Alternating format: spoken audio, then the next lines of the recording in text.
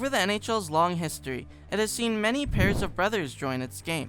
The infamous Sutter Six, which consisted of 6 Sutter brothers, Brian, Daryl, Dwayne, Brent, Rich, and Ron, who all made the NHL. We have the 3 Hughes brothers in today's NHL, and even 2 brothers who got drafted back-to-back, and then both go on to become the Hall of Fame inductees together. While these stories of successful brothers are great, the Tkachuk brothers are just a bit different.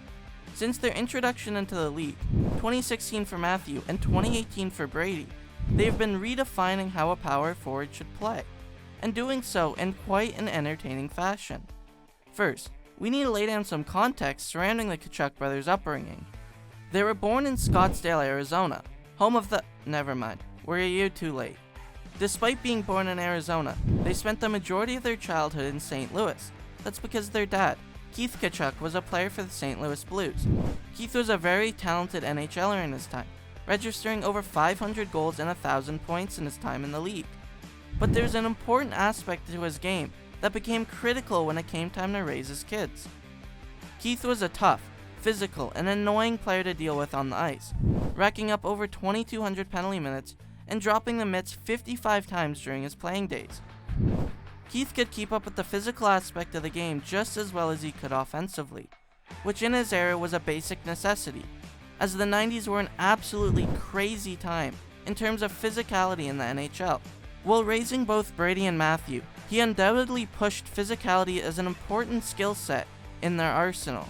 Keith was even quoted as saying, "I love that my sons will get physical." This showed up in their junior hockey days, as Brady recorded 73 penalty minutes in 24 games with the USA national team, and Matthew recorded 75 penalty minutes in 13 games on the same team. From the get-go of their hockey careers, they wanted to show off just like their father did in the physical side of the game. Right now you're probably thinking, so what? They are just physical players. What's so special about that? Well, to explain, they keep up the old age style of rock'em sock'em hockey that everybody loves. They're able to hold their own and even dominate offensively in the new style of hockey. Over the last 10 seasons, the NHL has seen a switch into an incredibly skilled environment with fancy dekes, Michigan moves, and whatever the hell you want to call this from Zegras. During this time though, we've seen power forwards lose a few steps offensively speaking. Many of the league's most popular and notable power forwards have failed to reach the coveted point per game plateau in their career. Tom Wilson, Tyler Bertuzzi, Evander Kane, and even Chris Kreider. And I mean, in Kreider's case, he put up a 50-goal campaign and didn't even hit the point-per-game plateau. Other power forwards in the league have abandoned their physical game to focus on being a more offensively threatening player, like Mark Stone, who is credited as being a power forward despite having little to no physical presence. The Tkachuk brothers, though, are able to keep a strong physical game while also dominating offensively. Through the first 6 full seasons of his career, Brady has already had a point-per-game season in 22-23, despite being on a bottom-feeding Senators team, and 3 straight 30-goal seasons in the last 3 years. For Matthew, he has smashed the point-per-game plateau 3 times in his 8-year career so far, in 21-22, 22-23, and guaranteeing himself a 3rd point-per-game year this past season by recording his 82nd point with an assist on this Sam Bennett power play goal against the Leafs. 2 of his 3-point-per-game campaigns were not just that, but there are also 100-point seasons. The 22-23 season was also the first 100-point, 100-penalty-minute season the NHL has seen since Crosby in 05-06. They aren't only putting up points either, they are pulling off all of the skill moves that the league has seen dominate its game. Look at this from Matthew, and slick hands in tight here from Brady. These 2 guys have completely embraced the skill jump in the NHL, while keeping a great focus on their physical game. Let's talk a bit more about their physical game for a second here. Brady has been the more physical brother by far since he broke into the league, only ranking out of the top 10 once for hits by forwards, and ranking top 3 in 4 of his 6 seasons, including this year. On average, Brady throws about 285 hits a season, averaging about 3.48 hits a game. That completely trumps Matthew's average of 112 a season, but Matthew saves his physicality for other moments. In 70 career playoff games, Matthew has 173 hits, which is an average of 2.5 hits a game. Last season's playoff run saw him jump up to 58 hits in 20 games. a jump to 2.9 hits a game, and this year's playoffs has seen him throw 68 hits in 23 games, for an even higher average of 3 hits a game.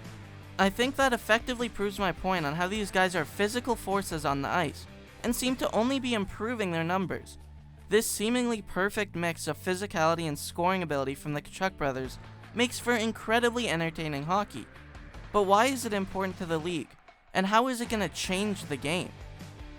For a long time, the power forward role and the enforcer role were mutually separate.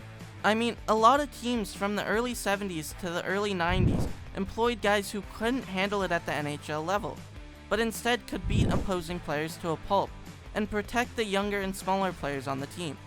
But as the game continued to get faster, having those types of guys became extremely rare, and in today's day, there are only a handful of guys that are pure forward enforcers left, as their archetype is just unable to keep up in the NHL's modern environment. And in return, guys who are able to fill that physical role and still keep up have an incredible importance in today's game. Debatably even more important than the 80s and 90s, and there are a few reasons for that. First, as the amount of enforcers and goons in the league dwindle, the value of these guys who can fill that role increases. The concept is just simple supply and demand, and we've seen the value teams hold in physical guys increase greatly over the last 30 years. The Tanner Jeannot trade to Tampa perfectly encapsulates that change. The Lightning gave up a first, second, third, fourth, and fifth round pick for a guy with 80 career points in 227 games, and it is because he's a great physical presence who can also keep up in today's NHL. There is no doubt that the Jeannot trade is an overpay at best on Tampa's end, but it still shows us what NHL general managers and execs think of the physical aspect in today's NHL. The second reason is still somewhat connected to my first point, but more so explains the reason that NHL teams value these types of guys. Every single NHL team has young players that are incredibly skill-centric, and aren't totally adjusted to the physicality at the NHL level, and many young players are pushed around and bullied by opposing teams. And at some point you'll need a physical player to go out and protect the younger guys, which is by far the most important task for the physical players in the NHL today. The Tkachuk brothers fill this necessity.